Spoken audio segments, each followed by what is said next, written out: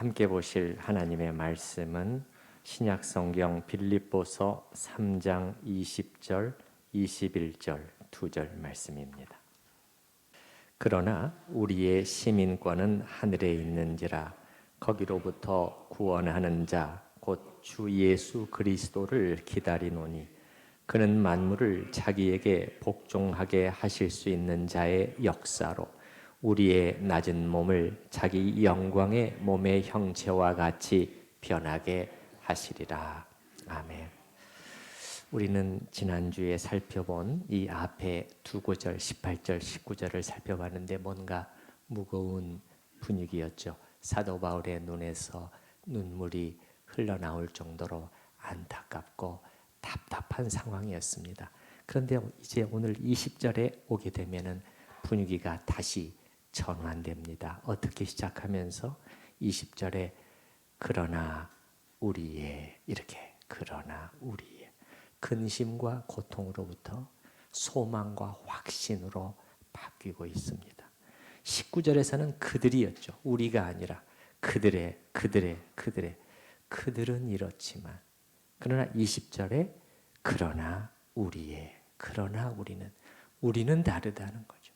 그렇기 때문에 우리에겐 소망이 있다는 것을 말해주고 있습니다. 그러면서 사도는 딱 한마디로 앞에 구절에 나온 사람들을 물리쳐버리는 것 같습니다. 어떤 한마디죠? 20절의 한마디죠. 시작하면서 그러나 우리의 시민권은 하늘에 있는지라. 앞에 나온 19절의 네 가지가 내용이 간단한 것이 아니었습니다.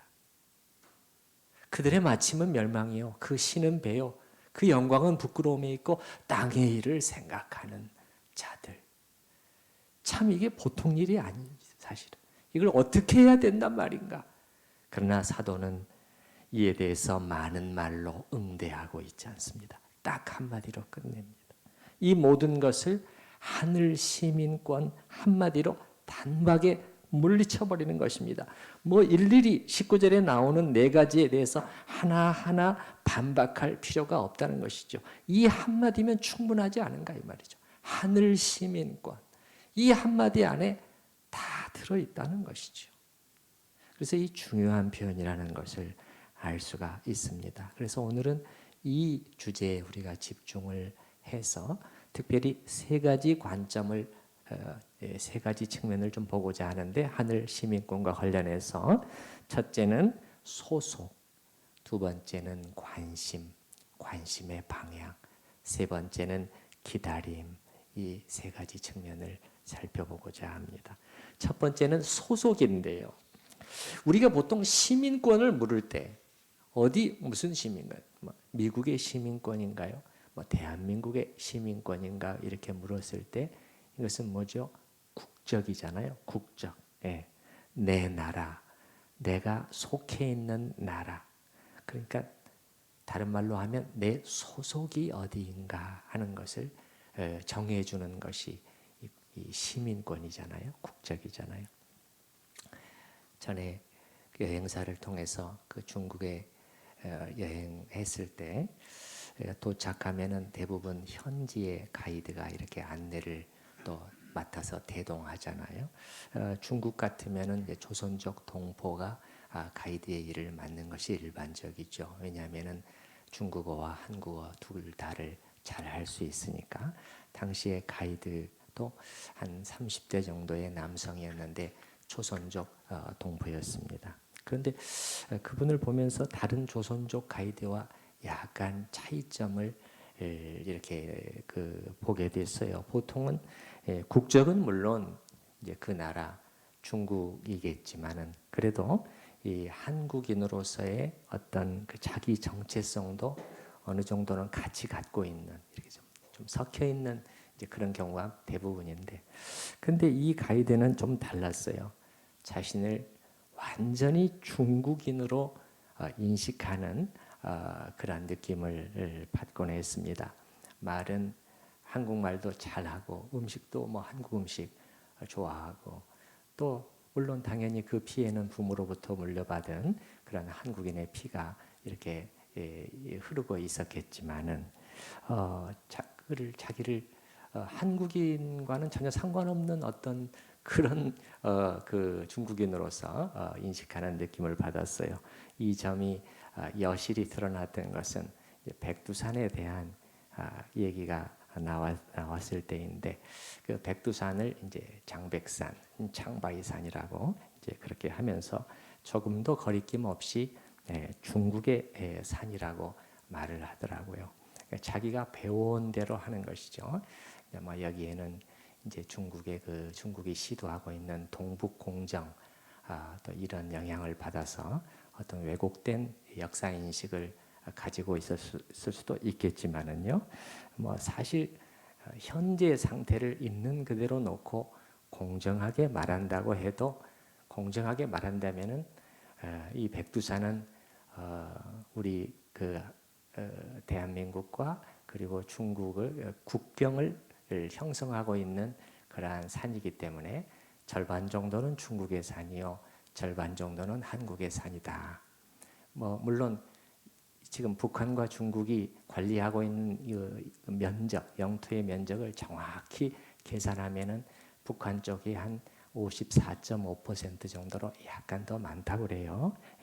그래서 아무튼 뭐 그 정도로 절반 정도 이렇게 이제 얘기해도 될 텐데, 이 가이드는 그렇게 말하는 것도 아니었어요.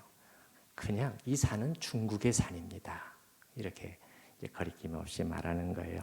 그래서 우리 일행 중 한 명이 이 산은 한국의 백두산이다.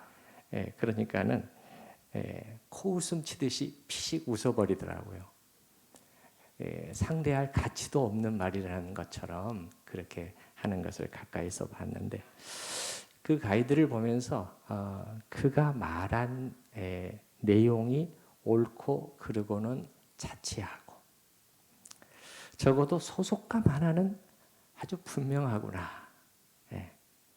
나는 중국 사람이라는 거예요. 누가 뭐래도 중국 사람이라고 하는 것이 그 전체에서 풍겨나는 것을 봤습니다. 이것은 뭐냐면은 다른 말로 하면 자기의 소속감인 것이죠. 소속감. 나는 어디에 속해 있는 사람인가. 여러분은 어느 나라에 속해 계시나요? 자, 사도 바울이 여기서 20절에 그러나 우리의 시민권은 이렇게 말을 했을 때는 이것은 당연히 국적을 가리키는 것이에요. 국적을 가리키는 단어죠.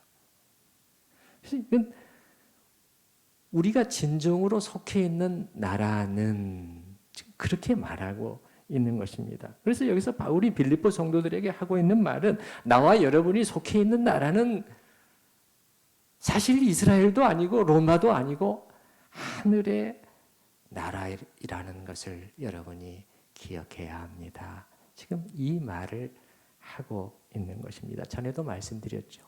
사도 바울이 이 빌립보서에서 시민권 얘기를 꺼내는 것은 의도가 있다고, 이 빌립보라는 도시의 배경과 관련해서 의도가 있는 표현이라고 제가 말씀을 드렸어요.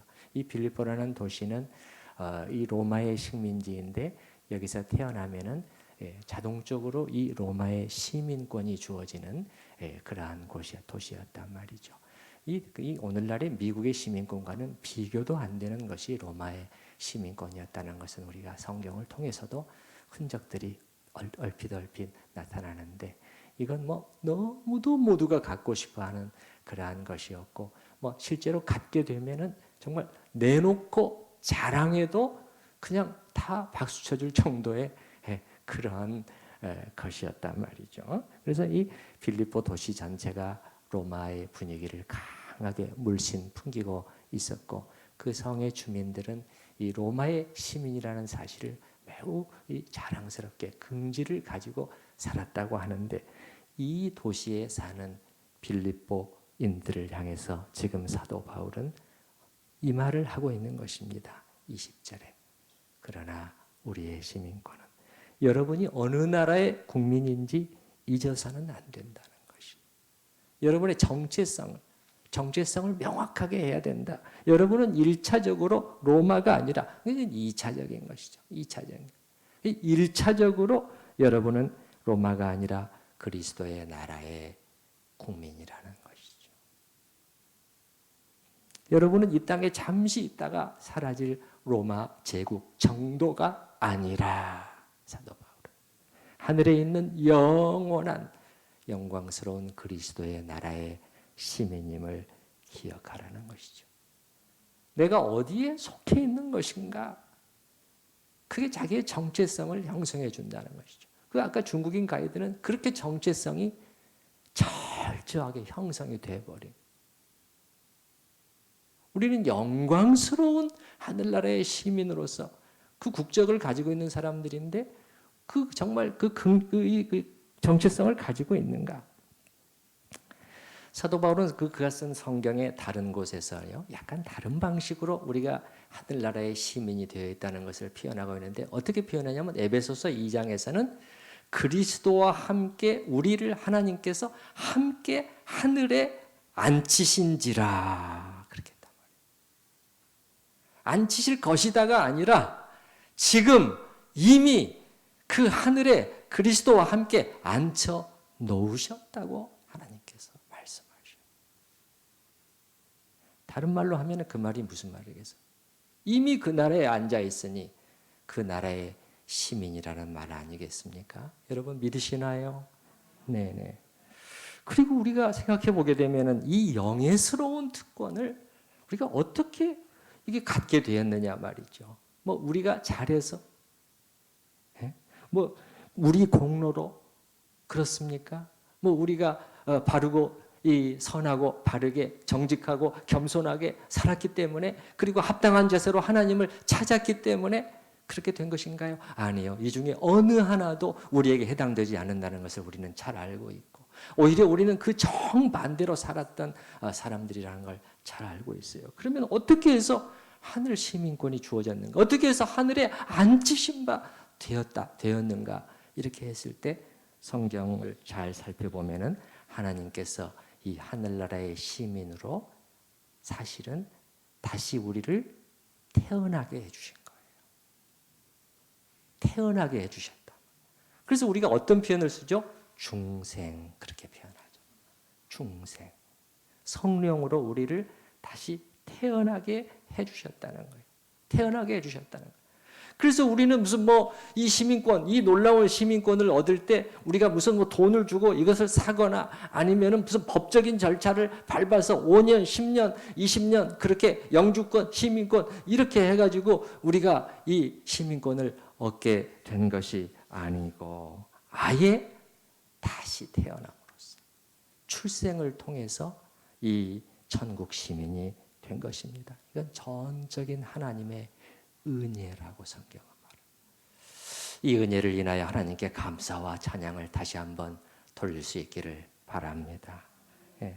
방금 인용한 에베소서 2장 본문을 보면 이 부분이 더 선명하게 드러나 있는데 함께 하늘에 앉으신지라 이것이 오직 하나님의 전적인 은혜로 되었다는 것을 사도 바울은 명백하게 말하고 있는데 여기 잠깐 펴놓으시고 그 에베소서 2장 바로 앞에 성경의 에베소서 2장이죠. 311페이지 근처 에베소서 2장 3절을 한번 잠깐 보십시다.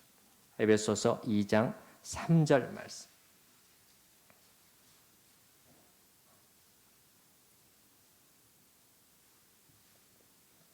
2장 3절부터 제가 이렇게 보겠습니다. 전에는 우리도 다 그 가운데서 우리 육체의 욕심을 따라 지내며 육체와 마음에 원하는 것을 하여 다른 이들과 같이 본질상 진노의 자녀였더니 내가 뭐 잘해서 그게 아니라는 거예요. 그게 아니라는 것을 명백하게. 사도 바울 자신도 마찬가지고. 4절에 그럼 어디서 온 거냐 이게.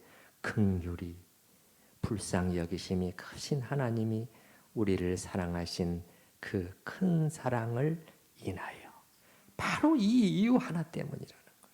그래서 5절에 보면 허물로 죽은 우리를 그리스도와 함께 살리셨고 너희는 은혜로 구원을 받은 것이라. 6절에 이 말씀이 나오는 거죠. 또 함께 일으키사 그리스도와 함께 일으키셔서 그리스도 안에서 함께 하늘에 앉히셨다. 이미 일어난 일로 사실 말하고 있어요. 그래야 하늘 시민권이 이게 다른 말로 하면 하늘 시민권이 아니겠습니까? 우리 7절 말씀 한번 소리내서 같이 한번 읽어보십시다. 이는 그리스도 예수 안에서 우리에게 자비하심으로써 그 은혜의 지극히 풍성함을 오는 여러 세대에 나타내려 하심이라. 이게 하나님의 목적이었다는 거예요. 예, 그 은혜의 지극히 풍성한 것을 영원토록 찬양하고 감사하고 예배하고 기리고 기뻐하며 살 수 있도록 이렇게 불러주셨던 것이죠. 우리 빌립보서 본문으로 다시 돌아오십시다. 그래서 시민권과 관련된 첫 번째는 소속이죠. 소속. 두 번째는 관심인데요. 관심. 그럼 우리가 오직 은혜로 하늘 시민이 되었다면, 그래서 지금 이미 현재 이 영광스러운 나라의 시민이라면은, 그럼 우리는 어떻게 살아야 되냐? 당연히 시민이라면 시민답게 살아야 되지 않겠냐? 사도 바울은 그 말을 사실 하고 있는 것이죠. 예, 하늘 시민이라면 그 시민답게. 그러면 시민답게 산다는 것은 어떤 것인가요? 너무도 많겠죠. 오늘 그런 것들을 다 우리 성도님들과 나눌 필요는 없을 것 같고, 오늘 본문에 나타난 사도 바울의 어떤 그 관점을 통해서 이 한 가지만 살펴보려고 하는데, 그것은 무슨 관점이냐면 땅과 하늘의 관점이에요. 땅과 하늘의 관점. 오늘 본문에서 두드러지는 하나의 대조는 땅과 하늘이거든요. 자, 19절 다시 한번 맨 마지막 부분을 보십시다. 19절 맨 마지막 부분 보시면 땅의 일을 생각하는 자라. 그 의미가 무엇인가는 지난주일에 자세히 말씀을 드렸어요. 생각한다는 것은 그냥 일반적인 생각이나 사고가 아니라 어떤 우세성을 가지고 이 생각을 하게 되면 그 생각하는 대상에 딱 들러붙게 만드는 그런 생각이 여기 나오는 단어라고 말씀을 드렸죠. 그러니까 땅의 일을 생각한다는 것은 사도 바울이 무엇을 말하려고 하느냐면 그 마음의 생각과 관심이 온통 땅의 것들에 착 들러붙어 있다. 이제 그런 뜻이란 말이죠. 그러면 사도 바울이 그 말을 하고 나서 바로 20절에 와서 그러나 이렇게 말하면서 우리의 시민권은 하늘에 있는지라 이렇게 말했을 때는 뭐냐면은 우리는 뭐라는 거야? 우리는 땅의 일이 아니라 하늘의 일을 생각하는 하늘 시민들이다. 그 말을 하려고 하는 것이 아니겠어요? 다른 말로 하면은 그 마음의 생각과 관심이 하늘의 일들에 착 달라붙어 있는 사람들. 요게 지금 뭐죠? 하늘 시민에 합당한 삶의 모습이라는 것을 사도 바울은 대조해서 우리에게 말해주고 있는 것이죠. 우리도 마찬가지죠. 우리도 마찬가지. 우리 마음의 관심이 주로 어디에 머물러 있는가를 잘 살펴보면 내가 하늘 시민답게 살고 있는가 있지 않는가, 하나님이 나를 어떻게 보실까, 이 마음의 관심과 생각이 주로 어디 근처에서 배회하고 있는가를 보시면 알 수가 있어요. 이게 바뀌어야 되는 거죠. 이게 여기서부터 위로 방향이 이렇게 바뀔 때, 이 땅의 일들에서 하늘의 일들로, 그 나라에 관한 일들로 방향이 전환되기 시작할 때 비로소 우리는 하늘 시민에 합당한 모습으로 변화되고 있다. 그렇게 말할 수가 있겠습니다. 우리 여러분 가운데서도 자신의 삶 속에서 이런 변화, 방향의 변화가 일어났거나 혹은 일어나고 있는 것을 경험하는 분들도 계시리라고 생각이 됩니다. 우리 성도들 가운데서도 제가 하나님이 아닌 이상은 다 알 수는 없지만은 뭔가 이런 그 모습이 느껴지는 그런 분들도 있어요. 주님과 그분의 나라에 관심을 돌려서 마치 작정이라도 한 듯이 자신을 적극적으로 드리기 시작하는 그러한 모습. 예배의 자리를 사모하고 어떻게 해서든지 말씀을 붙들려고 하고 그 말씀을 통해서 하나님을 알기를 소망하고, 그리고 주님의 나라의 확장, 그리고 영혼의 상태에 관심을 가지고 살피고 연락하고 위해서 기도하고 몸된 교회를 늘 사랑해서 어떤 필요가 있다고 하면 이렇게 기꺼이 자신을 드리고자 하고 이런 방향이지요.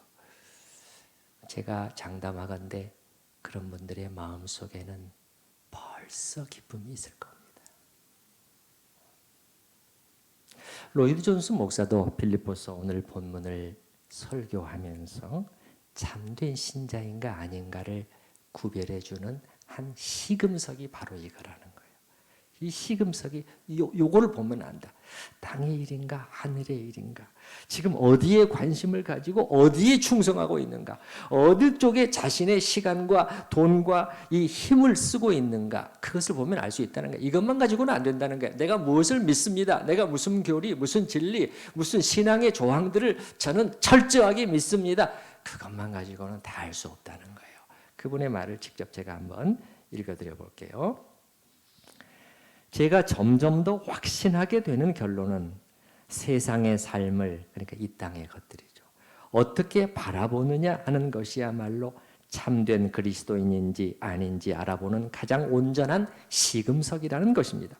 일정한 신앙의 조항들을 믿는다고 말하는 것은 척도가 되지 못합니다. 새로운 본성을 받아 새 사람이 된 그리스도인은 우리는 외적으로 하늘 시민권만 받은 것이 아니라 그 전에 어떻게 돼요? 중생에서 새롭게 되었잖아요. 예? 새롭게 된 사람. 그래서 하늘 시민이 됐단 말이에요. 이 그리스도인은 반드시 다른 눈으로, 전과는 다른 눈으로 세상의 삶을, 이 땅의 것들을 바라보게 되어 있습니다. 이것은 철저하고도 확실한 시금석입니다. 자기의 보기에 점점 이쪽으로 결론이 됩니다. 아주 이건 확실하다. 이것 가지고 구별을 알 수 있다는 거예요. 그리스도인은 세상의 삶 속에 도사리고 있는 위험을 알아채며 자기가 자꾸 요즘에 자꾸 그쪽 방향으로 어느샌가 한 1년 사이에 내가 보니까 내 지금 생각하는 것과 이 방향이 지금 이쪽으로 많이 와버렸네. 이쪽으로. 전에는 그렇지 않았는데, 전에는 주님을 사랑하고 교회를 사랑하고 이 내 마음이 거기에 가 있었는데 요즘에 한 1년 사이에 딱 비교를 해보면 1년 전과 1년 후를 딱 비교를 해보니까 많이 바뀌어 있는 거예요. 그럼 위험을 알아채는 거죠. 위험을 알아채는 거죠. 아, 내가 지금 이상한 방향으로 가고 있구나. 기도하기 시작하는 것이죠. 그래서 그 위험을 알아채며 그 위험을 항상 의식합니다. 사도 바울의 용어를 빌리자면 그리스도인은 세상 사람과 다르게 생각합니다. 이게 조금 전에 땅의 일을 생각하는 자로 그걸 말하는 생각. 다른데 관심을 쏟습니다. 관심이. 한 가지 제가 짚고 넘어갈 점은 이렇듯 우리가 땅의 일이 아닌 하늘의 일에 관심을 쏟게 되면 어떻게 될까요? 이 땅에서 자기가 해야 될 일들, 자기의 생업, 직장일, 가정사나 우리가 해야 할 일들이 참으로 많이 있잖아요. 그런 일들은 이제 신경도 안 쓰고 대충 그렇게 게으르게 엉터리로 살아가게 될까요? 어떤 비현실적인 사람이 되어서. 그래서 이 사회에서는 잘 적응도 하지 못하고 그렇게 될까요? 그런 염려가 드신다면 염려를 전혀 하실 필요가 없어요. 반대입니다. 오히려 반대입니다. 오히려 이렇게 방향이 이렇게 되면은 이 땅의 삶도 더 제대로 살게 됩니다. 더 제대로. 왜 그렇죠? 방향이 딱 잡혔잖아요. 방향이 딱 잡혔기 때문에 달라요. 그래서 이 땅에서 영위해야 될 삶도 더 열심히, 더 부지런히, 더 성실히, 더 의욕을 가지고 해나갈 수 있게 되는 것입니다. 내가 만약에 이 땅의 삶도 뭔가 지금 헤매고 있다. 그게 방향이 안 잡혀 있는 거예요. 하늘의 것들의 방향이 분명히 잡혀 있지 않기 때문에 이것도 아니고 저것도 아닌 그런 상태에서 헤매게 되는 것이죠. 그래서 첫 번째는 소속, 두 번째는 관심, 그 관심의 방향이고 마지막 세 번째는 기다림인데요. 기다림. 20절의 맨 뒤에를 보게 되면 20절의 맨 뒤에를 보게 되면 기다리노니 이렇게 되어 있는데 이 기다리노니 이 단어가 이 또 일반적으로 사용하는 기다린다는 단어와는 약간 다른 단어를 바울이 사용하고 있는데 그 단어 앞에 어떤 접두어 같은 단어를 하나를 덧붙여서 되어 있는 단어인데 이것은 무슨 뜻이냐면 그냥 기다림이 아니라 열심히 간절히 기다린다는 사전적인 뜻은 이 단어의 사전적인 뜻은 학수고대한다는 그러한 뜻이거든요. 그래서 어떤 학자는 이 단어의 뜻을 풀면서 다른 것은 일절 돌아보지 않는다는 뜻을 가진 그 정도의 단어라는 거예요. 끈기 있게 기다리며 간절히 기대하고 고대한다는 뜻을 가진 단어다. 이렇게 푸는 것을 봤는데 자, 20절의 이 말씀을 통해서 우리가 알 수 있는 또 한 가지의 사실은 뭘까요? 하늘 시민은 또한 무언가를 기다리는 사람들이라는 것을 알 수 있죠. 기다리고 그것도 간절히 기다린다는 것이 무엇을 기다리는 것입니까? 했을 때 여기 한번 보십시다. 20절 거기로부터 구원하는 자 곧 주 예수 그리스도를 기다리노니 구원하는 자를 기다리는 구원자가 오셔서 구원해 주실 때를 기다린다는 것이겠지요. 그러면 우리가 우리 이미 구원 받았는데요. 구원해 주실 것을 기다린다고요? 그 제가 말씀드렸잖아요. 구원과 관련된 세 가지 시제, 과거, 현재, 그리고 미래. 여기는 미래의 구원을 말하는 것이고 그것은 신학적인 표현으로 구원의 완성을 말하는 것이다. 하나님께서 구원해 주신 자를 성령으로 거듭나게 하신 자들을 하늘 시민으로 불러주신 자들을 그들의 구원을 완성시켜 주시는 그 시점이 있다는 것이에요. 다른 말로 표현하면 그리스도의 나라가 완성되어 이제 온 세상에 눈에 보이도록 도래하는 그 시점이 되는 것이죠. 근데 왜 이렇게 그 날을 간절히 기다리는 것일까요? 하늘 시민은 그 영광의 지대함을 알기 때문인 것 같아요. 본문을 자세히 보면은 두 가지 영광이 대조되어 있거든요. 여러분 지난번에도 한번 봤습니다. 19절에 그들의 마침은 멸망이요 그들의 신은 배요 그 영광은 그들의 부끄러움에 있다. 이게 나오잖아요. 이게 뭐예요? 이게 지금 가짜 영광이거든요.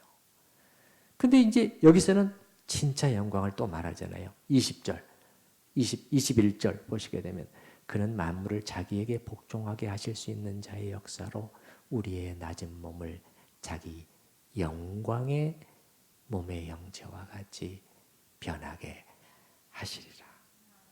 그러니까는 19절의 영광은 이 거짓 영광인 것이죠. 거짓 영광. 영광인 줄 알았는데 자랑거리인 줄 알았는데 사실은 수치였다고 제가 말씀을 드렸잖아요. 근데 21절의 영광은 그게 아닌 거예요. 썩어지지 않을 영원한 진짜 영광을 가리키는 것이에요. 그래서 하늘 시민은 또 어떤 사람들이냐? 이 진짜 영광을 사모하며 기다리는 사람들이 어느 정도의 영광인 것인가? 그렇게 되면은 21절 다시 한번 보시게 되면은 복종하게 하실 수 있는 자의 역사로 우리의 낮은 몸을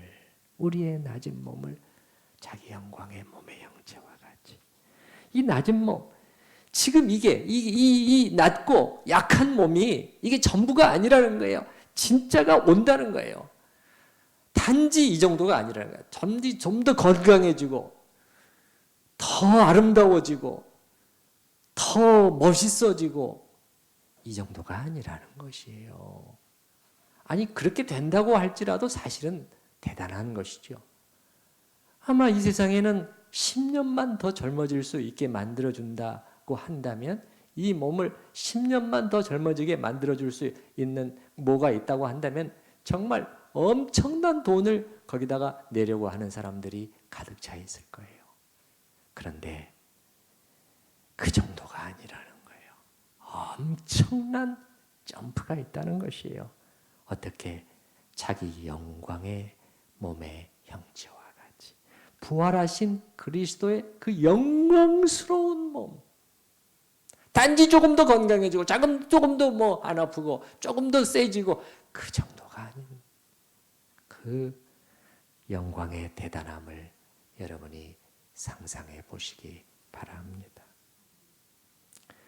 그리고 하늘 시민이 기다리는 것은 단지 이러한 개인적인 변화만이 아니요 또한 우주적인 질서의 대변혁이라고 하는 것이 성경이 동시에 우리에게 가르쳐 주는 것이죠. 성경은 이것을 어떻게 표현하냐면 새 하늘과 새 땅이라고 말을 해요. 뭐 대통령이 바뀌고 정권이 바뀌고 이 정도의 변화가 아니라는 거예요. 아니 좀 더 크게 보면 우리나라의 남북이 통일되고 이것도 놀라운 일이겠죠. 그 정도의 변화도 아니라는 거예요. 전혀 새로운 차원의 질서가 펼쳐지고 시작될 것을 성경은 분명히 말하는데 사도 요한은 요한계시록 21장에서 이것을 이렇게 표현하죠. 또 내가 보니 또 내가 새 하늘과 새 땅을 보니 처음 하늘과 처음 땅이 다 없어졌더라. 이건 어떻게 되는 거예요? 이거는 인간의 힘으로 될 수 있는 게 아니에요. 이건 오직 하나님만이 하실 수 있는 거예요. 그 하나님은 어떻게 표현하죠? 여기 보게 되면 21절에 그는 만물을 자기에게 복종하게 하실 수 있는 분이다. 오직 그분만이 하실 수 있어요. 만물을 자기 뜻대로 복종케 하실 수 있는 자, 그분만이 이루실 수 있는 이 새로운 질서의 우주적인 질서의 시작이 있다는 것이에요. 그래서 하나님께서 보라 내가 만물을 새롭게 하노라. 그 가슴 벅찬 전망을 가지고 있었던 사람들이 바로 그리스도인들이었다. 우리 좀 크게 봐야 되는데 너무 코앞만, 너무 가까이만, 너무 작게만 보잖아요. 이게 어떻게 이 속에 이 고동칠 수가 있겠어요? 이 신자, 예수 믿는 사람이 다른 말로 하면 하늘 시민권자들이라는 것은 뭐냐면 참으로 이 커다란 전망을 앞을 내다보는 눈이죠. 그거를 가지고 전진해 나갔던 일련의 사람들이에요. 하나님은 그들을 기뻐하시고 히브리서에 보면 하나님께서 이들을 부끄러워하지 아니하시고 그들을 위하여 한 성을 예비하셨느니라. 그렇게 약속의 말씀을 주시는 것이죠. 오늘 하늘 시민권에 대해서 세 가지 관점에서 살펴봤습니다. 소속, 관심, 그리고 기다림. 이제 저는 오늘 말씀을 이렇게 마무리해 보고 싶습니다. 이 하늘의 시민권자들은 19절과 20절이 대조가 됐잖아요. 20절에 딱 바뀌었잖아요. 그러면 이들은 다른 말로 하면 19절의 정반대인 것이죠. 19절의 정반. 여러분 19절의 말씀을 보시면서 그 반대를 한번 반대 의미를 생각해 보시기 바랍니다. 첫 번째는 그들의 마침은 영생이요. 이렇게 돼요. 그들의 마침은 영생. 멸망이 아니라. 두 번째, 그들은 자기 배가 하나님이 되어 있는 것이 아니라 하나님을 하나님으로서 섬기는 사람들이다. 그들은 이렇게 기도할 수 있는 사람들인 것이죠. 주님 앞에 엎드려서 주님이 우리를 위해서 존재하시는 것이 아니라 우리가 주님을 위해 존재하는 것이옵니다. 이렇게 제자리로 내려가서 기도하며 엎드리며 하나님을 참 하나님을 자기 배가 하나님이 되어 그게 우상이라고 그랬죠. 그게 아니라 참 하나님으로 섬기고 자기는 자기의 자리로 다시 내려가서 그 속에서 가장 행복을 맛보는 사람. 그 다음에 세 번째는 그들의 영광은 어때요? 부끄러움과 수치가 아니라 밭에 감추었던 보화와 같이 빛날 것이다. 그리고 마지막 네 번째, 그리고 하늘의 일에 그 마음이 붙어 있는 사람들이다. 이렇게 우리가 반대로 생각하면 아마 맞을 것 같아요. 자, 이 시간 우리가 하늘 시민권과 관련해서 들은 말씀들을 생각을 하면서 같이 기도하는 시간을 갖도록 하겠습니다.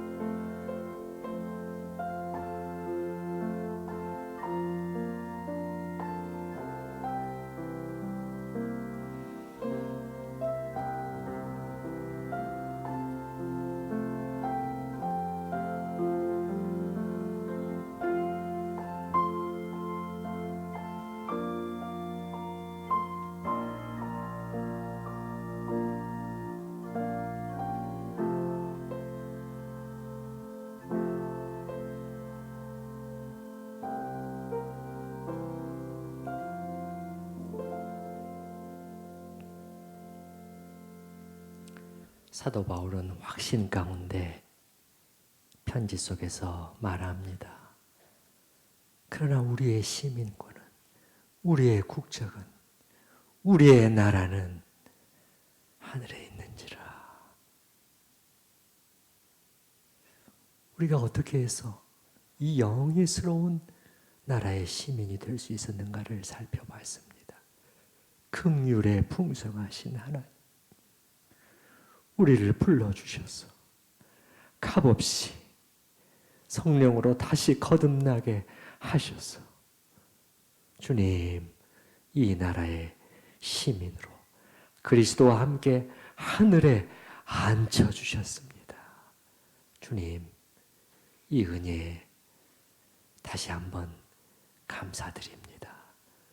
우리를 먼저 찾아와 주셔서 우리를 먼저 예수 안에서 붙잡아 주신 그 은혜에 영원토록 기리면서 살기를 원합니다. 그리고 또한 우리가 그 시민답게 관심의 방향을 주님 돌리게 하여 주시옵소서. 오 주님, 오 주님, 저희를 붙들어 주시옵소서. 저희 자신을 잘 살피게 하여 주시고 우리의 마음의 방향이, 관심이, 그 주로 생각하는 것들이 지금 어디에 가 있는가? 1년 전, 2년 전, 5년 전에 비해서 지금은 어떠한가? 위의 방향으로 더 옮겨가고 있는 것인지, 아니면 혹여라도 반대가 되어 있는 것은 아닌지, 반대가 되어 있다면 주님 큰 경각심을 갖게 하여 주시옵소서. 오 주님, 하늘 시민은 기다리는 사람들이었습니다. 대단한 전망을 가지고 가짜 영광이 아니라, 썩어질 잠시의 영광이 아니라 참으로 영원히 지속이 될 썩지 않을 참 영광을 그 마음속에 바라보면서 이 전망을 가지고 전진했던 하나님의 나라의 사람들이었습니다. 오 주님, 우리가 이 전망을 가지고 정말 눈앞에, 코앞에 있는 그거 조금 더 얻었고 조금 더 얻은 것으로 기뻐하고 조금 더 잃는 것으로 또 괴로워하고 잠을 못 자고, 주님 거기에 머물러 있지 않도록 저희를 붙들어 주시옵소서. 하나님의 은혜에 감사하오며 예수님의 이름으로 기도드립니다. 아멘. 우리 찬송가 414장, 찬송가 414장 1절, 3절, 5절 같이 찬양하십니다.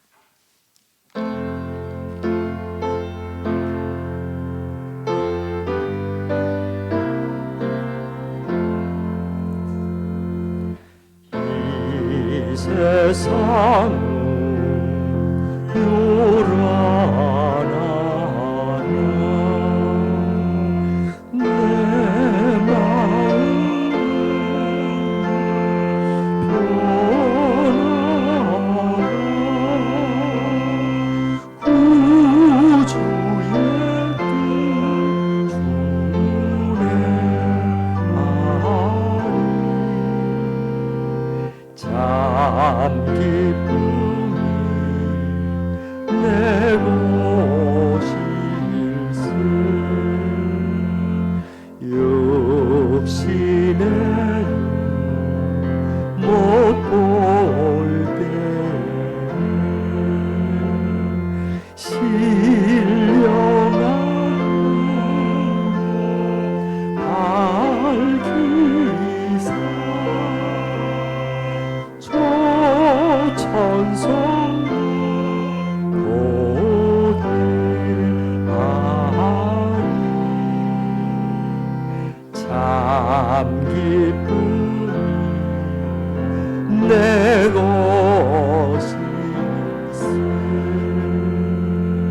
이 육신의 복락보다 신령한 복도 좋으리 내 맘과 뜻